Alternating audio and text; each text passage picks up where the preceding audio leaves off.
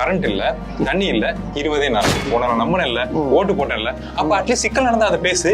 Reels போட போறீங்க தம்பிகளா, அந்த ரீல்ஸுக்கு ஏற்ற பாட்டோட டேக்லயும் அவர் திட்டம் கொண்டு வர பாரு, டக்குனு ரீல்ஸ் போடு, அடுத்த ஓட்டு போடு, அவ்வளவுதான் ஆச்சு. இங்க ஒரு குழந்தை செத்துக்குது, ஒருத்த 9 வயசு பொண்ணு கொலை பண்ணிருக்கான். நீங்க அதுக்கு நீதி கேட்டு போராடாம நீங்க விஜய குறை சொல்லிட்டு இருக்கீங்களே, இந்த ஆட்சியை குறை சொல்றீங்களே, உங்களுக்கு அசிங்கமா இல்ல? வெக்கம் கட்டவங்களா? சிங்கப்பெண் அதிரடி படை கொண்டு வந்துருக்கீங்களே, சோ இது கொண்டு வந்தது இதுவும் பிரச்சனை நடக்காதா? ஃபுல் மூன் சேல் காலை 9 மணியிலிருந்து இரவு 12 மணி வரை மே 31 ஒரு நாள் மட்டும். டயா பூஸ்டர் சுகரை கண்ட்ரோல் பண்ணும், உங்க ஆரோக்கியத்தை மீட்டு தரும். சர்க்கரையை கட்டுப்படுத்துறதுக்கான எளிமையான வழிமுறை, இயற்கையான வழிமுறை. அனைத்து மருந்து கடைகளிலும் கிடைக்கும். வணக்கம் நண்பர்களே, வெல்கம் டு தி ஷோ. வணக்கம் ப்ரோ. வணக்கம். எப்படி இருக்கீங்க? நல்லா இருக்கேன். அப்புறம் எப்படி போயிட்டு இருக்குன்னு நினைக்கிறீங்க நம்ம ஜோசப் விஜய் அவர்கள் ஆட்சி? இல்ல சரியா இல்லையா? தப்புன்னு சொல்லிட்டீங்க. சரியா இல்ல அது தமிழ்நாட்டுக்கே தெரியுமா? ஈவன் ஓட்டு போட டிவிக்கு ஃபேன்ஸுக்குமே தெரியும். அவங்க சும்மா முட்டு கொடுத்துட்டு இருக்காங்க. அவங்க நல்லாவே தெரியும் சரியில்லை அப்படின்னு. எந்த அளவுக்கு சரியில்லாம போகுதுங்கிறது தான் அவங்க வெயிட் பண்ணிட்டு இருக்காங்க. எந்த அளவுக்கு எந்த எக்ஸ்ட்ரீமா? எஸ், ஆமா. இப்போ ஓட்டு போட்ட நமக்கே அடிவயத்துல போற போது, நம்ம ஓட்டு போட்ட நமக்கு நம்ம பகுதியில நம்ம தொகுதியில நம்ம குடும்பத்துக்குள்ளே சிக்கல் வந்தாலே ஒழிய நான் குரல் கொடுக்க மாட்டேன்ட்டு அமைதியா இருக்காங்க. ஆனா நம்ம அமைதியா இருக்க முடியாது. நம்ம அவங்களும் தமிழ்நாடு மக்கள் தானே, அவங்களும் தமிழ்நாடு இளைஞர்கள் தானே. சோ அந்த சிக்கலை அவங்க மேல வெயிட் பண்ணிருக்க முடியாது. நம்ம வருமுன் காப்போங்கிற மாதிரி சிக்கல் வரதுக்கு முன்னாடி நம்ம டிஃபன் பண்ணி பேசிட்டு இருக்கோம், பேசுவோம். சரி, இப்ப பாத்தீங்கன்னா தொடர்ந்து மின்வெட்டு வந்துட்டே இருக்கு பாத்தீங்களா? ஆமா, தொடர்ந்து மின்வெட்டுங்க. இங்கெல்லாம் கரண்ட்லாம் இருக்கு, இங்கெல்லாம் பாருங்க. முந்தானேத்து கரண்ட் இல்ல, இன்வெர்டர்லாம் தப்பிச்சோம். புரியுது. சோ கரண்ட் எங்க பார்த்தாலும் போயிடுச்சுன்னா ஒரு ஹாஃப் அன் ஹவர்ல வரும். ஆனா இப்பெல்லாம் 3 மணி நேரம் 4 மணி நேரம் ஆகுது. அது நைட்ல தான் கரண்ட் கட் ஆகும். சோ இதுக்கு யாருன்னு கேட்டா திமுக தான் காரணம். ஆமா, நம்ம ஆட்கள் தான் போயிட்டு உட்காந்து எல்லா இடத்துலயும் புடிங்கிட்டு கரண்ட் வேற பிச்சு போட்டுட்டே இருக்காங்க. லாஜிக்கா சொல்லலாம், அதுக்கு இவ்வளவு லாஜிக்கா தப்பா சொல்லக்கூடாது. என்ன விஷயம்னாங்க, மின்வெட்டு வெயில் காலங்கள்ல வருதுங்கிறது ஆப்வியஸ்லி உண்மைதான். மழை காலங்கள்ல காத்து அடிக்கும், அதுல சிக்கல் ஆகுங்கிறது உண்மை. ஆனா வெயில் காலத்துல வர மின்வெட்டை நீங்க முன்னாடியே கணிச்சிட்டு அந்த முறைப்படுத்தப்பட்ட மின்வெட்டு இருக்குல்ல, அறிவிக்கப்பட்ட மின்வெட்டு, அதை நீங்க பண்ணீங்கன்னா அட்லீஸ்ட் குழந்தைகள் இருக்க வீட்டுல ரொம்ப டஃபா இருக்குங்க. குழந்தைகள் வீட்டுல பிறந்த குழந்தைலாம் இருக்குன்னா அதுங்களுக்கு வேத்து ஊத்துது, அழுதுங்க. இன்னொரு கேட்டகரி இருக்குது, விஜயனாக்கு ஓட்டு போடுங்கன்னு சொல்லி அழுதுச்சுங்களா குழந்தைங்க. இப்ப கரண்ட் இல்லாம வெந்து அழுதுட்டு இருக்குதுங்க அதுங்க. சோ அதை அவங்க அப்பா அம்மா பாக்குறாங்க, ஓட்டும் போட்டுட்டு. அதுதான் விஷயம். குழந்தைகள் சொல்றது ஒரு விஷயம் செஞ்சா இதான் நடக்கும். சோ இதான் நடக்கும்ன்றீங்க. சோ பாத்தீங்கன்னா தொடர்ந்து இது போக பாத்தீங்கன்னா மக்கள் போராட்டம். மக்கள் பாத்தீங்கன்னா ஒரு எதுக்காக போராடுறாங்கன்னா, தினசரி ஒரு வாழ்வாதாரம் மீன்ஸ் வாட், இந்த கரண்ட், தண்ணி இல்ல, தண்ணி வர மாட்டேன்னு போராட்டம் பண்றாங்க. அப்ப கூட என்ன பண்றாங்கன்னா மக்கள், அவங்க என்ன மனதில் செய்யறாங்கன்னு சொல்லிட்டு தெரியல. என்ன சொல்றாங்கன்னா, இதுக்கு காரணம் பாத்தீங்கன்னா நாங்க திமுகவுடைய அங்க வட்ட செயலர்கிட்ட எல்லாம் போய் கேக்குறோம். அவங்க என்ன சொல்றாங்க, நீங்க ஓட்டு அவங்களுக்கு தானே போட்டீங்க, அவங்க தானே ஆட்சி, அவங்க கிட்ட போய் கேளுன்றாங்க. என்னங்க நியாயம் இது அப்படின்னு சொல்லிட்டு கேக்குறாங்க. எனக்கு இப்ப புரியலங்க. அது ஓப்பனா சொல்லட்டுமா, எனக்கு விரக்தி ஆகுது. சொல்றது உங்களுக்கு புரியுதுங்களா? கவர்மெண்ட் யார்ட்டங்க இருக்கு, அப்புறம் ஏங்க நீங்க திமுக வட்டச்செயலர்? அதான் மக்களுக்கு எதுவுமே புரியல, விளையாட்டுத்தனமா பண்ணிட்டாங்க. என்ன விஷயம் நம்புறது, நடந்த விஷயம் என்னன்னா, டிவிக்கே வின் பண்ணாது. விஜய் சார் ஆயிரம் எம்எல்ஏ ஆயிரம் எல்லாருமே தெரியும், பாசிபிலிட்டிஸ் அதிகமாவே இருந்துச்சு. டிவிக்கே வின் பண்ணாதுன்ட்டு வீட்டுல ஒவ்வொருத்தவங்களும் போயிட்டு, அது வின் பண்ணாது நம்ம குழந்தை கேக்குதுன்னு ஒரு ஓட்டு, கேக்குதுன்னு ஒரு ஓட்டு, அப்படி எல்லாரும் போட்டாங்க நான் சொல்றேன். அப்ப அவங்களுக்கு நம்பிக்கை வின் பண்ணாது போட்டாங்க. ஆமா, அவங்க ஜெயிக்க மாட்டாங்க, இருந்தாலும் குழந்தை கேக்குது ஒரு ஓட்டு போட்டு, குழந்தை கேட்டா உண்மையை சொல்லுவோம், ஓட்டு போட்டா ஜெயிச்சிரான்றது மக்களுக்கு தெரியல. கண்டிப்பா ஜெயிக்க போதுன்னு ஓட்டு போட்டு டிவிக்கு சாரோட ஃபேன்ஸ் மட்டும் ஓட்டு போட்டுருப்பாங்க. மற்ற மக்கள், சாதாரண மக்கள், இந்த குழந்தை சொல்லுதுன்னு ஓட்டு போடுவாங்க. எல்லாருமே குழந்தை சொல்லுது போடுவோம், அவங்க ஜெயிக்க போறாங்க மீன்ஸ் டிஎம்கே தான் வரப்போகுது, அவங்க மேனேஜ் பண்ணுவாங்க நம்பிக்கையில போட்டது. பார்த்தா எல்லாம் மாறி போச்சு இல்ல. என்ன பண்றதுல நீங்க பாருங்க, கரண்ட் இல்ல, தண்ணி இல்ல, 20 நாள். இப்ப டிஎம்கே கவர்மெண்ட் வந்திருந்தா கூட சிக்கல் வராம இருந்திருக்கும், கண்டிப்பா வந்திருக்கும். அதை மேனேஜ் பண்ணிருப்பாங்க. அதுதான் அரசை மேனேஜ் பண்றது, நிர்வாக திறமைங்கிறது. இங்க ஒண்ணுமே இல்ல. தப்ப எல்லா சைடும் நடக்கும், அதை மேனேஜ் பண்றதா நிர்வாகம். நிர்வாகம் என்னன்னு கேக்குறாங்க, ரீல்ஸ் போறதா இந்த நிர்வாகமா இருக்கு. ரீல்ஸ்க்கு முக்கியத்துவம் கொடுக்குற ஆட்சி நடக்குதுங்க. சீரியஸ்லிங்க, ரீல்ஸ்ல தான் வின் பண்ணாங்க அவங்க. சோ இன்ஃப்ளூயன்சர் மார்க்கெட்டிங் தான் இந்த டிவிகே பார்ட்டி அப்படிங்கிறது. சரி, இப்போ இன்ஃப்ளூயன்சர் மார்க்கெட்டிங் பண்ணாங்க, அவங்களாம் காணுமே, எங்க போயிட்டாங்க? இல்ல எனக்கு தெரியல, நான் தேடுறேன், காணும். இப்போ விஜய் அண்ணா ஓட்டு போடுங்கன்னு சொல்லிட்டு அவ்வளவு இறங்கி ஃபுல்லா அந்த இன்ஸ்டாகிராம் ஃபுல்லா அவங்க தான். இப்போ ஆளை காணும். ஏன் எங்க போனாங்க அவங்க? என்ன விஷயம் அப்படின்னா அவங்க இன்ஃப்ளூயன்ஸ் பண்ணது ஒரு பிராண்டை இன்ஃப்ளூயன்ஸ் பண்ணி ப்ரோமோட் பண்ணியிருந்தா அது வேற கணக்கு. ஓ பிராண்ட் மாதிரி பிராண்டை பண்ணியிருந்தா அது வேற கணக்கு. ஆப்போசிட் பிராண்ட் ஒன்று வரும், அது டாமினேட் பண்ணும். இனிக்கோ எது அவங்க அதிகமாக பேமெண்ட் கொடுக்குறாலும் அவங்களுக்கு வந்து நீங்க இன்ஃப்ளூயன்ஸ் பண்ணி ப்ரொமோஷன் பண்ணுவீங்க பிராண்டுக்கு. ஆனா இப்ப நீங்க பிராண்ட் பண்ணது எது அப்படின்னா அரசியலுக்குள்ள வந்துட்டீங்க. சோ அப்ப சிக்கல் வருதுன்னா மக்கள் கேள்வி கேட்க தான் செய்வாங்க. நீ சொன்னில்ல, உன்னை நான் நம்பினேன் இல்ல, ஓட்டு போட்டேன் இல்ல, அப்ப அட்லீஸ்ட் சிக்கல் நடந்தா அதை பேசாம ஓடுறதுங்கிறது. ஏன்னா நீ பேசுனீங்கன்னா அரசுக்கு எதிராயிருவீங்க. அரசுக்கு எதிராக கூட பிரச்சனை இல்லை, ஆளுங்க வச்சுங்கிறப்ப அவங்க தானே சப்போர்ட் பண்ணவே பண்ணுங்கன்னு சொல்லி வீடியோ போட சொன்னது. ஓகே, ஆனா இங்க சிக்கல் என்ன அப்படின்னா மக்களோட தேவை இருக்குல்ல, மக்களோட தேவையை கேட்கிறப்ப நீங்க பேசுனீங்கன்னா ஆடியன்ஸ் வந்து ஸ்ப்ரெட் ஆவாங்க, நொறுங்கி போயிடறாங்க.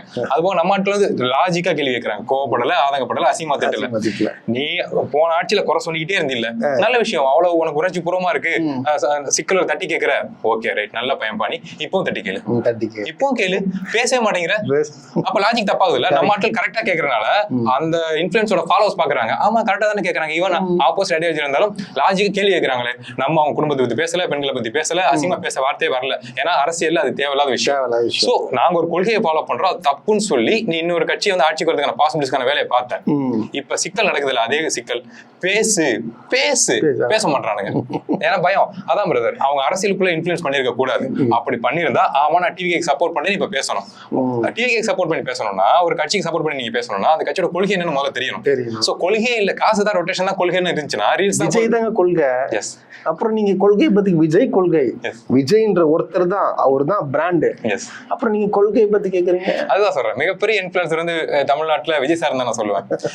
அவர் தான் இன்ஃப்ளூயன்சர். அவரை வச்சு அவருக்கு செட் ஆஃப் ஃபேன்ஸ் இருக்காங்கல்ல, அவங்க தான் அவரோட ஃபாலோவர்ஸ். அவங்களே தமிழக ஆட்சியே பிடிச்சிட்டாங்க. இது சாதாரண விஷயம் இல்ல, பெரிய விஷயம். சோ இது விட்டுருங்க. இப்போ சட்டம் ஒழுங்கு பிரச்சனைன்னு ஒண்ணு இருக்கு. சட்டம் ஒழுங்கு பிரச்சனை தினம் கொலை பண்றான், பெண்களுக்கு வந்து பாலியல் தொல்லை கொடுக்குறான், பாலியல் தொல்லை கொடுத்தது இல்லாம கொலை பண்றான், நடந்துட்டு இருக்கு. இப்போ என்ன சொல்றாங்கன்னா, இப்போ நம்ம டிவிக்கு முச்சில் வாரிசு இருக்காங்கல்ல, விஜய்க்கு சப்போர்ட் பண்றவங்க என்ன சொல்றாங்கன்னா, திமுக என்னங்க உங்களுக்கு என்ன அறிவில்லையா, உங்களுக்கு திமுக இன்ஃபுளுசர்களே, உங்களுக்கு அசிங்கமா இல்ல, ஊப்பிக்கல 200 ஊப்பிக்கல, இங்க ஒரு குழந்தை செத்துக்குது, ஒருத்த 9 வயசு பொண்ணு கொலை பண்ணிருக்கான், நீங்க வந்து அதுக்கு நீதி கேட்டு போராடாம நீங்க வந்து விஜய குறை சொல்லிட்டு இருக்கீங்களே, இந்த ஆட்சியை குறை சொல்றீங்களே, உங்களுக்கு அசிங்கமா இல்ல, வெக்கம் கட்டவங்களா? இப்படி நான் கேட்கலங்க, அவங்க இன்ஃபுளுசர்ஸ் கேட்கறாங்க. இப்போ இதே திமுக சேர்த்துவாங்க, அப்ப என்னத்துல பேசுவானுங்க, திமுக ஆட்சியாங்க, பெண்களுக்கு பாதுகாப்பே இல்லைங்க, ஆட்சிதான் குறை சொல்லணும், என்னங்க நடக்குது தமிழ்நாடாங்க, பயமா இருக்குங்க எனக்கு அப்படின்றாங்க. சோ இப்ப இது எனக்கு புரியல, எனக்கு கொஞ்சம் சொல்லுங்களேன். எனக்கு வந்து இது நினைச்சாலே எனக்கு பைத்தியம் பிடிக்குது எனக்கு. இது எப்படி இது இப்போ இவங்க ஆட்சியில இருந்தா இந்த மாதிரி நடக்குது, இந்த மாதிரி எவனும் பண்ணிட்டான், அதுக்கு இப்படி கவர்மெண்ட் ஆகும்னு சொல்றாங்க. அப்ப அங்க இருந்து அங்க கவர்மெண்ட் தான் காரணம்ன்றாங்க. திமுக கவர்மெண்ட் இங்கன்னா கிடையாது. இல்ல இது என்ன விஷயம், அவங்க வந்து முழுக்க அந்த என்ன சொல்றது பிரைசிங் ஃபேன் மோடுக்கு போயிட்டாங்க. என்ன நடந்தாலும் நாங்க விஜய் சாருக்கு சப்போர்ட் பண்ணுவோம். ஈவன் எழுதி வச்சுங்க, இது வரைக்கும் இந்திய அரசியல் வரலாற்றுல எந்த மாநிலத்திலும் நடக்காத கொடுமைகள், மிக மோசமான நிர்வாகம் நடந்து முடிஞ்சா கூட கடைசி ஒரு வாரத்துல விஜய் சார் கண்கலங்கி ஒரு ரீல்ஸ் போட்டாருன்னா ஓட்டு போட்டுருவாங்க. இந்த கேங் ஓட்டு போட்டுரும். மக்கள் யோசிக்க போறாங்க, ஏன்னா அந்த குழந்தை சொல்லி ஓட்டு போட்ட அப்பா அம்மா யோசிச்சுட்டு இருக்காங்கல்ல, இதுக்குடா போட்டோன்னு. சோ அவங்க யோசிப்பாங்க, அவங்க மாதிரி தான் போட போறாங்க. அது நல்ல விஷயம் வச்சுங்களேன். ஆனா இந்த கேங் உறுதியா போட போகுது.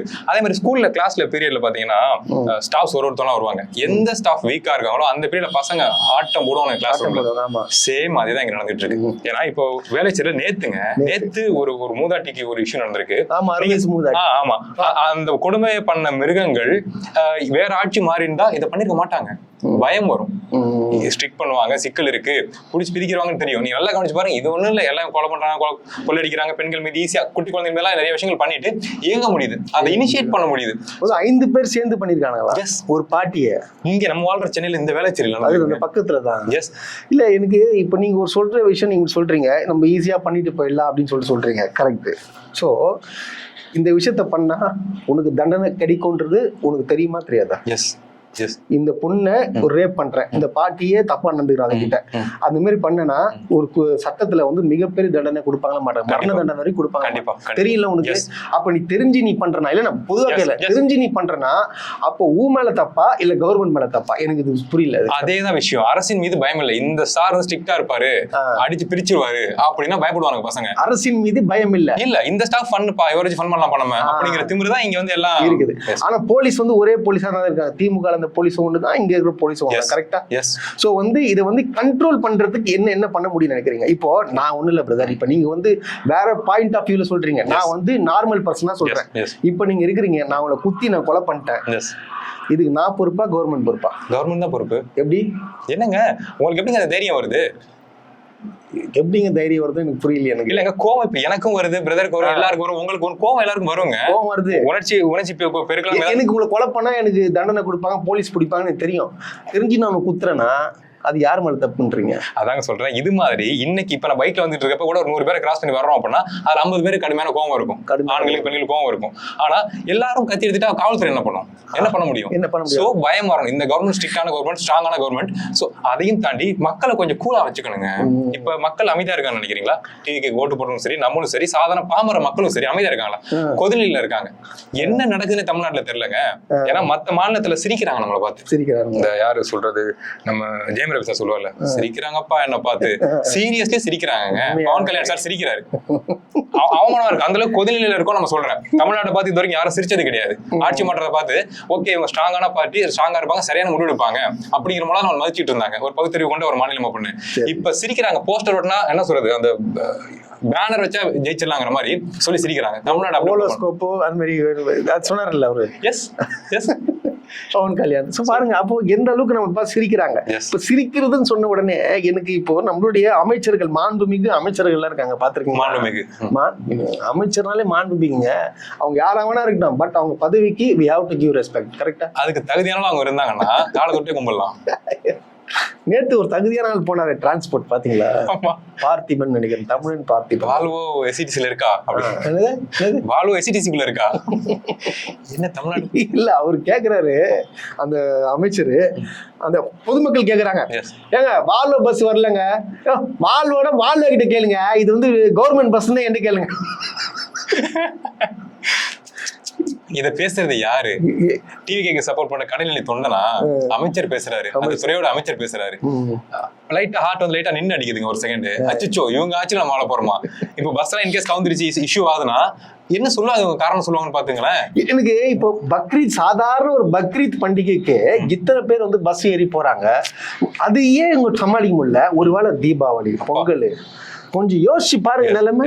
பஸ் ஏதாவது பிரேக் ஆகுது, இல்ல டயர் ஏர் கண்டு போகுது அப்படின்னா நம்ம கருத்துக்களை முன்னெடுத்து வைக்கிறோம், கோரிக்கைகள் முன்னெடுத்து வைக்கிறோம். அவங்க என்ன சொல்லுவாங்க நீங்க யோசிச்சு பாருங்க. அமைச்சர் என்ன சொல்லுவாருன்னா, மாண்புமிகு போக்குவரத்து அமைச்சர் என்ன சொல்லுவாருன்னா, நீங்க பஸ் ஏறதுக்கு முன்னாடி எப்படி டூ வீலர் எடுக்கிறப்ப நம்ம டயர்ல தட்டி பார்ப்போம்ல, கார்லாம் தட்டி பார்ப்போம்ல, அதே மாதிரி நீங்க ஏற பஸ்ல நீங்க தட்டி பார்த்து ஏறி இருக்கணும், தட்டி பார்த்து நீங்க பொறுப்பா இருந்திருக்கணும் சொல்லி சொல்லுவாரு. பொறுப்பா? எஸ், அவங்க பொறுப்பு இல்ல. எஸ், நம்ம தான் பொறுப்பா. அதுக்கப்புறம் இன்னொரு விஷயமா அவர் சொல்றாப்புல, அது இந்த மாதிரி உலகத்துல இது வந்து சாதாரண எப்படி எதிர்ந்து பேசுறாரு எனக்கு தெரியலங்க. அந்த அளவுக்கு அறிவார்த்தமா பேட்டி கொடுக்குறாப்புல, இந்த மாதிரி கூட்டம் அதிகமா வந்துச்சு, ஸோ நாங்க வந்து ஒரு ஐடியா ஒன்று பண்ணோம்.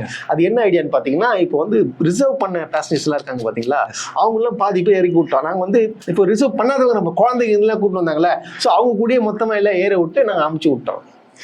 எனக்கு அப்போ ரிசர்வ் பண்ணவன் யாரு, ரிசர்வ் பண்ணாதவன் யாரு?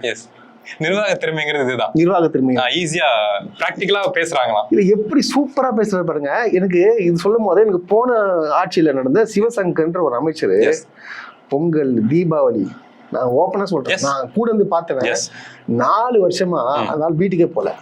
ஓகே, போயிட்டு வீட்டுக்கு போறாங்களா, ஊருக்கு போறாங்களா, திரும்பி வரவும் திருப்பி வந்து ஆய்வு பண்ணுவாரு. அங்க என்ன இருப்பாரு, அங்க போவாரு வருவார், இதான் வேலையா சுத்திட்டாரு.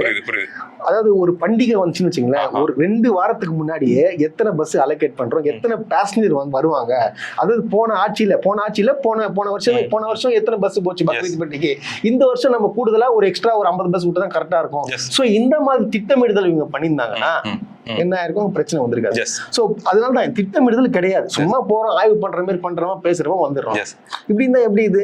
போன ஆட்சி காலத்துல அமைச்சர்கள் பண்ண மிகப்பெரிய தவறு என்ன நான் சொல்லுவேன், என்ன வருத்தம்னா, அவங்க இவ்வளவு ஒர்க் பண்ணிருக்காங்கல்ல, ரியலா ஒர்க் பண்ணிருக்காங்க, மக்கள்கிட்ட சிக்கலை தீர்த்திருக்காங்க, கரண்ட்ல சிக்கல்லாம் கூட உடனே பொறுமையா முடிவு பண்ணி, அதனாலதான் அவங்களை ஆட்சியில் அமைத்து வச்சிருக்கோம், பொறுப்புல அமைத்து வச்சிருக்கோம்.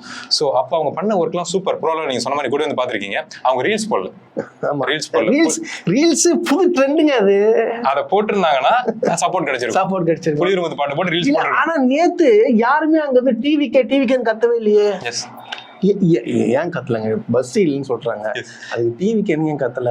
ஏன் கத்த முடியாதுங்க, குற்ற உணர்ச்சி கத்த முடியாது. கத்தனா கவர்மெண்ட் சிக்கல். நம்ம விஜய் சார் அண்ணா வருத்தப்பட்டு வரல, ஏன்னா நம்ம ஓட்டு போட்ட பசங்களே நமக்கு எதிராக கத்துறாங்கன்னு சொல்லி விஜய் நான் வருத்தப்படுவார்ல.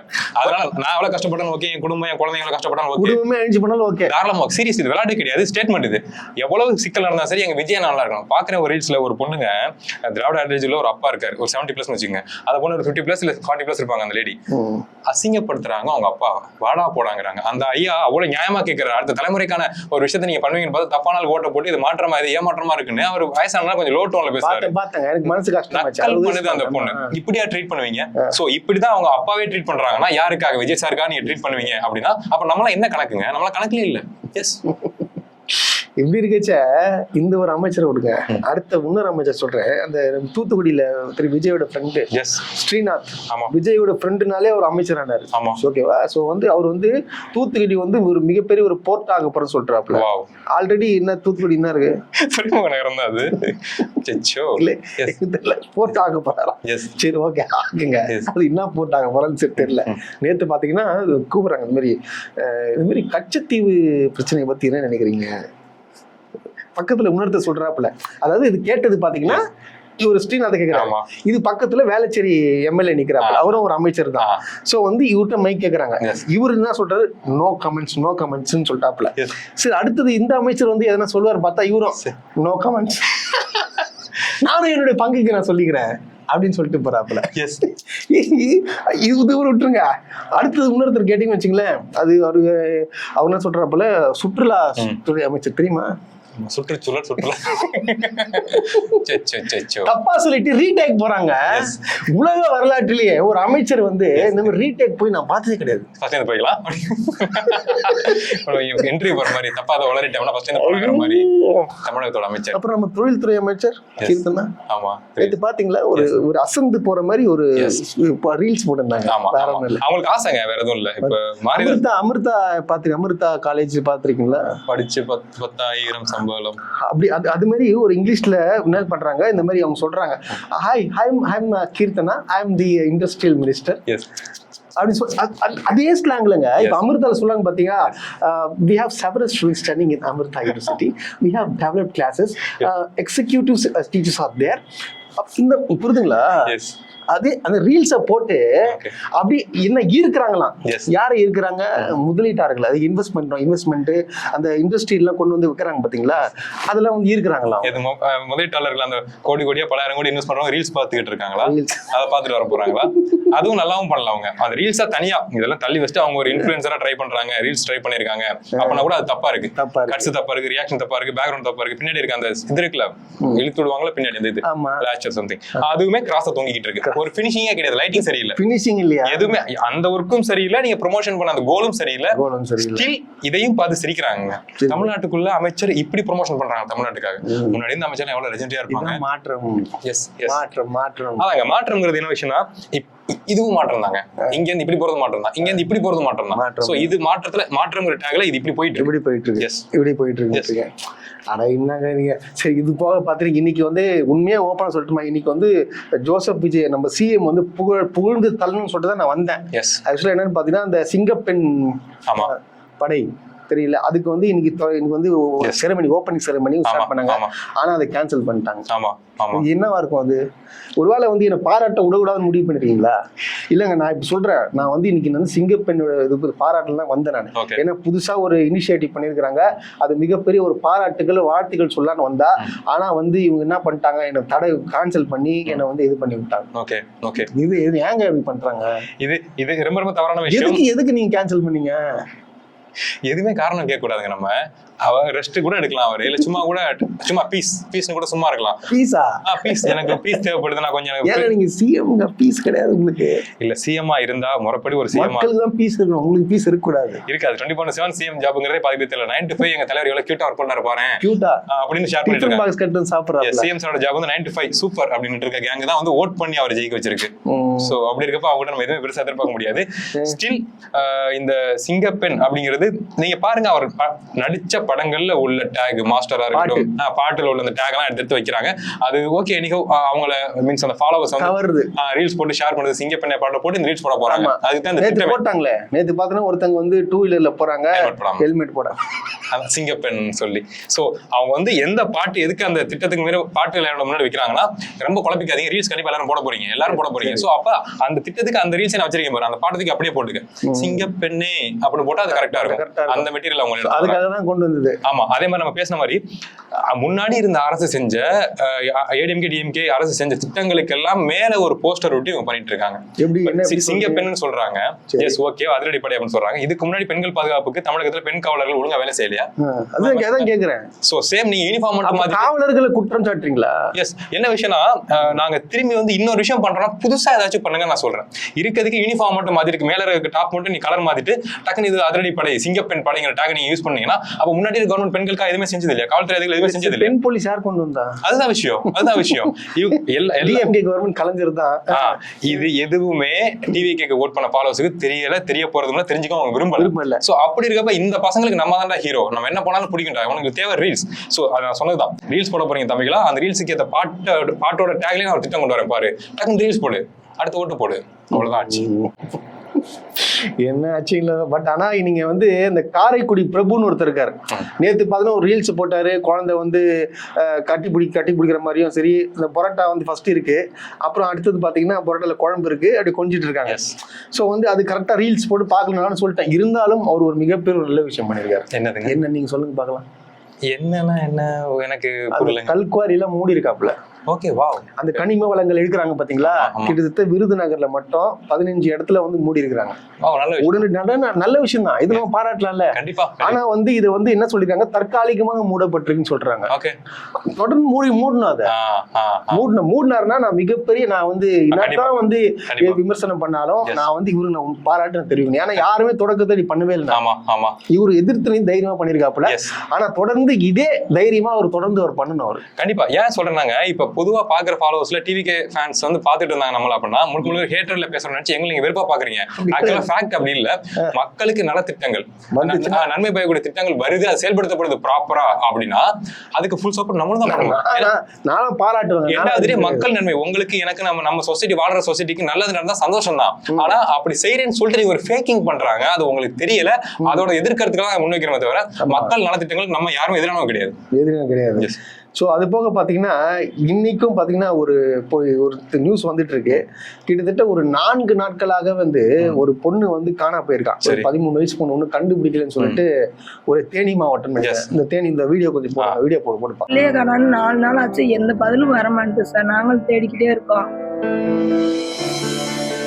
இப்போ வரைக்கும் 4-5 நாள் ஆக போகுது, விடியகால 5 நாள் ஆக போகுது. இதுக்கு எனக்கு வந்து முதலமைச்சர் தான் எனக்கு ஒரு உதவி தேடி தரணும். எங்க குடும்பம் பூரா கண்ணீர் வெடிச்சிட்டு எல்லாமே 4 நாளுமே அலைகிறாங்க. தேனி மாவட்டத்துல இந்த மாதிரி ஒரு பிரச்சனை வந்து 4 நாளா கண்டுபிடிக்குதுன்னு சொல்றாங்க. சோ இப்ப என்ன சொல்ல வரேன்னா, இப்ப சிங்கப்பெண் அதிரடி படை ஒண்ணு கொண்டு வந்திருக்கீங்களே, சோ இது கொண்டு வந்தவருக்கு எதுவும் பிரச்சனை நடக்காதா?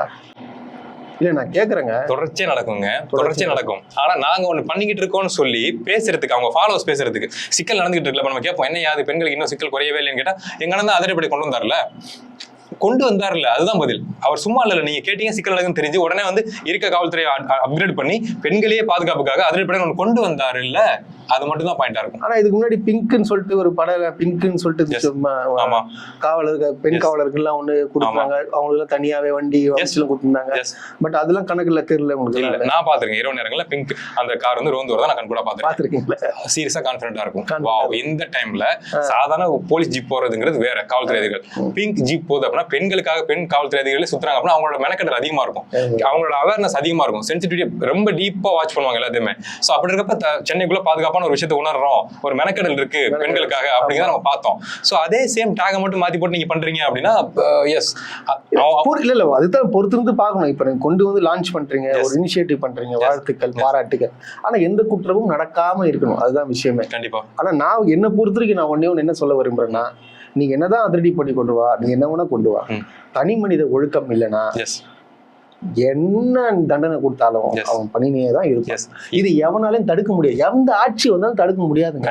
நீங்க சவுதி அரேபியா ஏத்துவங்க, நீங்க துபாய் ஏத்துவங்க, அங்க பெண்களை தொட்டா என்ன பனிஷ்மெண்ட் சொல்லிட்டு தெரியும். இருந்தாலும் அங்க நடக்காம இருக்கா? கண்டிப்பா. அங்க கோர்ட்டு 3 மாசம் 6 மாசம்லாம் இல்ல, தவறு பண்ண அதுதான் இருந்தாலும் நடக்குது. ஆமா. அப்போ என்ன அர்த்தம்? எப்ப ஒரு ஆளுங்கட்சியா மாறினதுக்கு அப்புறம் அந்த ஆளுங்கட்சியில வென்ற முதல்வருக்கு ஒரு போஸ்டர் ஓட்டுறப்ப காவல்துறை அதிகாரி வந்து இது வேணாம்ப்பா, இது பொதுமக்களுக்கு இடையூறா இருக்குன்னு சொல்றப்ப, காவல்துறை அதிகாரி அரசு அதிகாரி சொல்றப்ப நீ கை உடைக்கிற அளவுக்கு உனக்கு தைரியம் வருது. கை உடைக்கிற கையை உடைக்கிற அளவுக்கு காவல்துறை அதிகாரி கையை நீங்களும் நானும் மேல கை வைக்கிறான், கை உடைக்கிற அளவுக்கு தைரியம் வருது. அது நியூஸா மாதிரி கடந்து போகுது. ஒரு கண்டனம் கூட விஜய் சார் தெரிவிக்கலங்கிறப்ப இதை மக்கள் பார்த்துட்டு இருக்காங்க. சோ இப்படிப்பட்ட கூட்டத்துக்கிட்ட நீங்க சட்டம் ஒழுங்கு நிலைநாட்டுறது எப்படின்னு நான் கேட்கிறேன். இந்த மைண்ட் செட்ல அவங்க இருக்காங்க, ஏங்கிட்டு இருக்காங்க. ஒரு தப்புன்னு தட்டி கேட்டா கேட்கறது காவல்துறை இருந்தாலும் கையை உடப்பேங்கிற மோட்ல இருக்கவங்க கிட்ட நீங்க என்ன சட்டத்திட்டங்கள் போட்டாலும் நடக்க போற கேஸ் நம்ம பார்க்க தான் போறோம். கேஸ் பாருங்க. அடுத்தது இப்போ காலையில ஒரு நியூஸ் நான் ஒண்ணு பார்த்தேன். நம்மளுடைய அறநிலையத்துறை அமைச்சர் இருக்காரு பாத்தீங்களா, அவர் வந்து என்ன பண்ணிருக்காரு பாத்தீங்கன்னா, ஒரு சீக்ரெட் ஒரு இது பண்ணிருக்காரு, மிஷன். அந்த மிஷன் என்னன்னு பாத்தீங்கன்னா, யாரும் வந்து இந்த மாதிரி அர்ச்சகர்லாம் இருக்காங்க பாத்தீங்கன்னா, சாமியை நீங்க சீக்கிரம் பார்க்கணும்னா நீங்க 4000 ரூபாய் கொடு, கொஞ்சம் தூரமா இருந்தா 3000. சாமியை உணர்றது பெரிய விஷயமா, பாக்குறது பெரிய விஷயம். அது உள்ள போலாம். இப்போ இவர் என்ன பண்ணாருன்னு சொல்லிட்டு பாக்குறேன். இவர் என்ன பண்ணிருக்காருன்னா, போயிட்டு 4000 ரூபாய் இவரே அதாவது இவருடைய ஆளுங்கிட்டே வாங்கியிருக்காங்களாம். ஓகே, புரியுதுங்களா? இப்போ சீக்கிரட்டா போயிருக்காப்புல, மாஸ்க் மூஞ்ச போட்டுன்னு போய் யாரும் கண்டுபிடிச்சிருவாங்க. ஆக்சுவலா ஒரு மாஸ்க் போடனா கூட யாருன்னு தெரியாது. அது வேற விஷயம் விட்டுருங்க. இது பதில் மாஸ்க் போட்டு போயிட்டு கண்டுபிடிச்சிட்டு சொல்றாப்புல, இந்த மாதிரி கண்டுபிடிச்சிட்டேன் அப்படின்னு சொல்றாப்புல. நான் கேட்கறேன், அந்த அர்ச்சகர் வந்து உங்ககிட்ட வந்து காசு வாங்கியிருக்காங்கன்னு சொல்றல, எங்க அவங்க காட்டுங்க. யார் தவறு செய்தவர்கள் சட்டத்தின் காட்டுங்க, பப்ளிக் மேலே கோர்ட் காட்டுங்க. அப்பதான் பயம் இருக்கும். ஏன் காட்டல இன்னும்? அவங்க ஏன் காட்ட மாட்டீங்க? அதை எப்படி காட்டுவாங்க? ஏங்க எனக்கு தெரிஞ்சவனுங்க இப்ப ஒரு அமைச்சர்கிட்டயே லஞ்சம் வாங்கிக்கிறாங்க. அவங்க கொண்டு வரணும், பப்ளிக்ல கொண்டு வரணும்ல. ஏன் கொண்டு வரலன்னு கேக்குறேன் நானு. நீங்க பண்ண காரியம் சூப்பர். இது வந்து ஏகப்பட்ட குற்றச்சாட்டுகள் தொடர்ந்து வருது. ஏங்க நீ கோயிலுக்குள்ள போனா சாமி என்ன கிட்ட பாக்கணும்னா காசு கொடுன்னு சொல்லிட்டு கேக்குறாங்க. சாமியை கிட்ட பாக்குறதுக்கே அர்ச்சகர்கிட்ட காசு கொடுக்கணும். புரியுதுங்களா? அப்போ யார் லஞ்சம் வாங்குறான்னு தெரியல. ஒரு சாமி வாங்குறாங்களா இல்ல இவர் வாங்கலாம்னு சொல்லிட்டு எனக்கு தெரியல. இல்ல சீரியஸா சொல்றாங்க. இப்போ புரியுதுங்களா? சாமி வச்சு அர்ச்சகர்கள் லஞ்சம் வாங்குறாங்கன்னு சொல்லிட்டு வருது.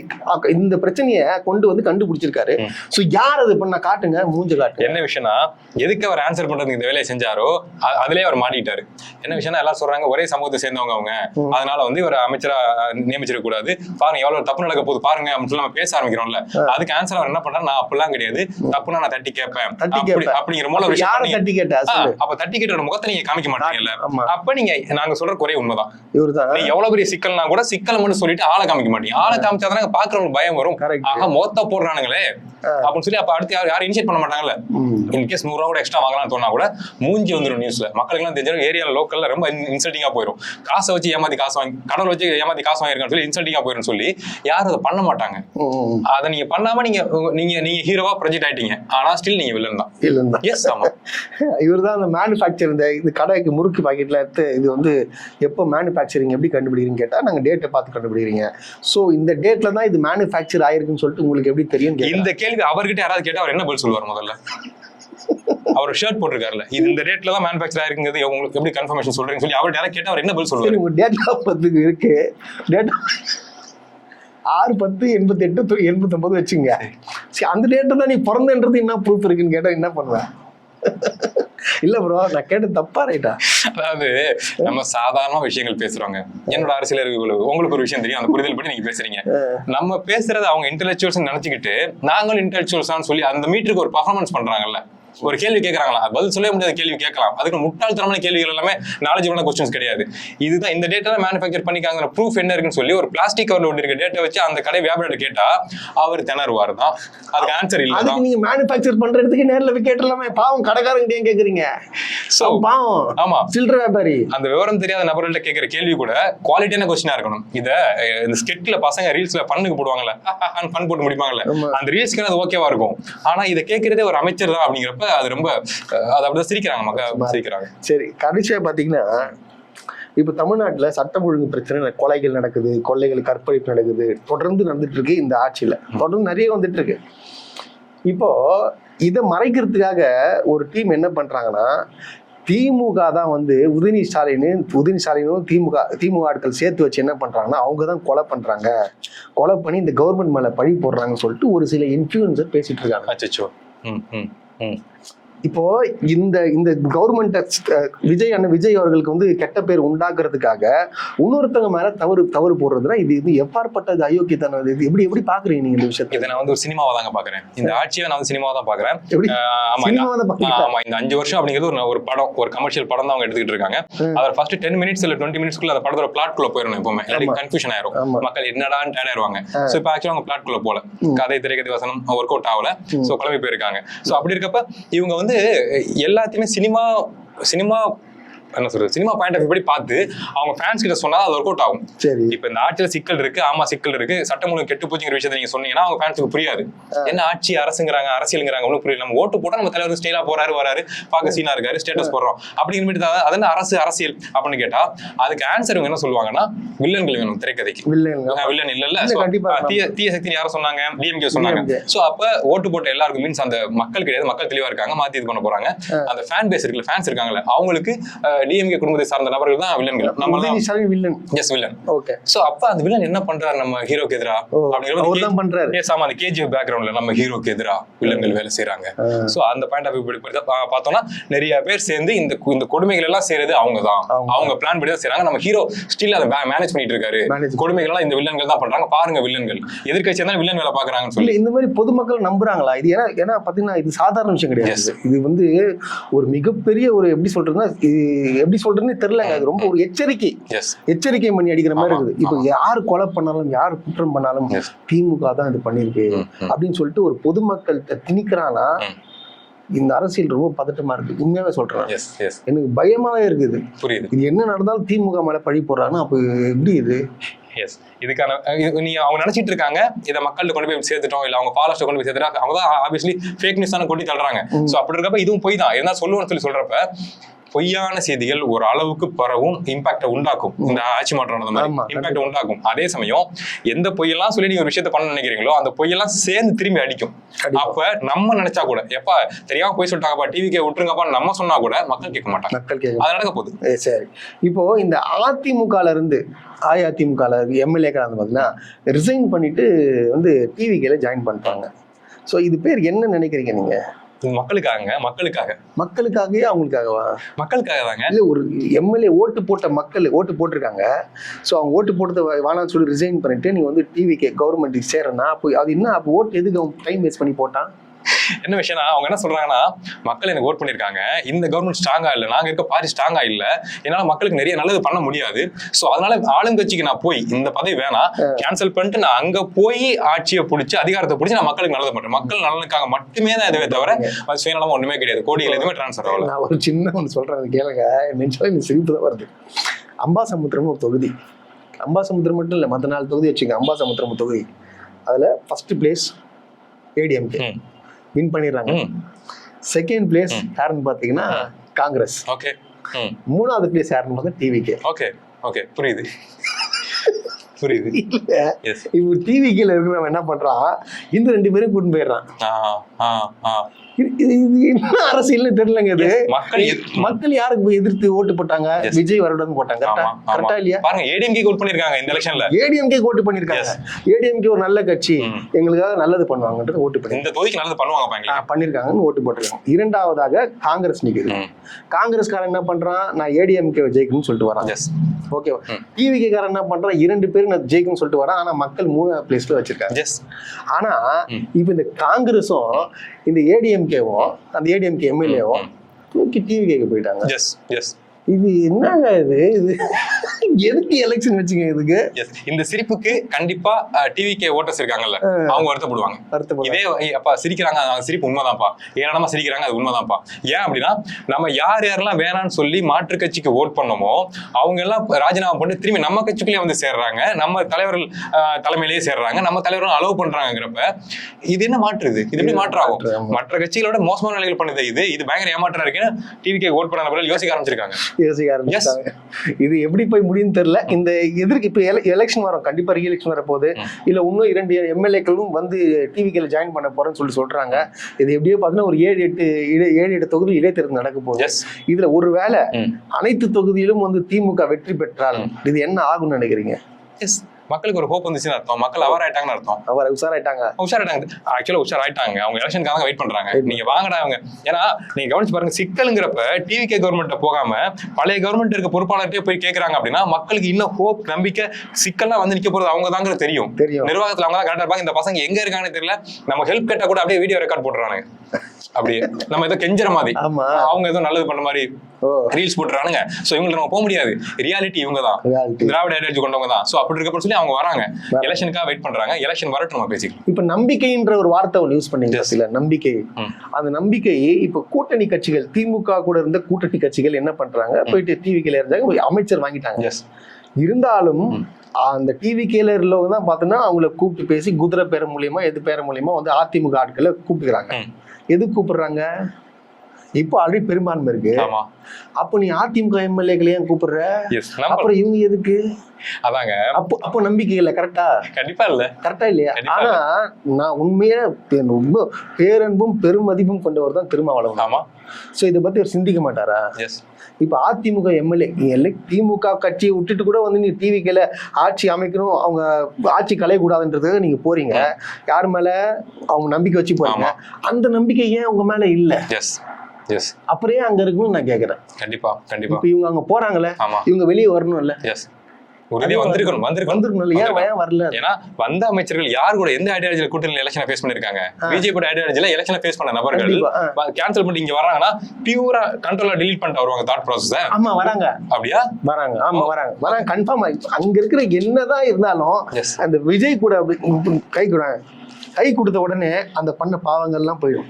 இல்ல உண்மைங்க, அது அப்படிதான் நம்பிட்டு இருக்கிறாங்க. இங்க எவ்வளவுதான் அவன் தவறு பண்ணியிருந்தாலும், எவ்வளவுதான் ஊழல் பண்ணியிருந்தாலும், அண்ணன் விஜய் கூட வந்தவர்க்கு அவன் தூய்மையானவனா இருப்பான். Okay okay okay. சிச்சோ, உள்ள அண்டர் கிரவுண்ட் டீலிங் என்ன நடக்குது, எதனால அவங்க இங்க வர்றாங்க, எத்தனை கோடி டிரான்ஸ்பர் ஆகுற விஷயம் தெரிஞ்சா மூக்குல ரத்தம் வந்துருங்க சப்போர்ட் பண்றவங்களுக்கு.